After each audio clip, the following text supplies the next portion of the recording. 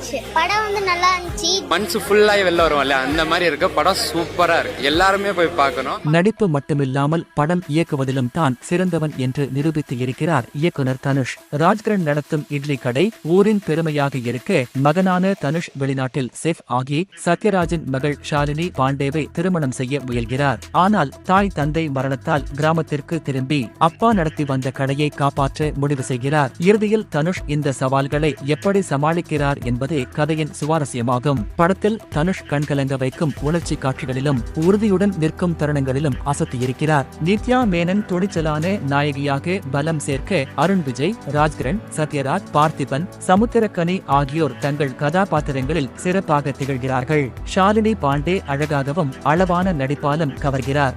GV பிரகாஷின் இசை மற்றும் விஜயம் காட்சிகளுக்கு உயிர் கொடுத்து இருக்கிறது. குறிப்பா அப்பா அம்மா நேசிக்கிற எல்லாத்துக்கும் இந்த படம் கண்டிப்பா பிடிக்கும்.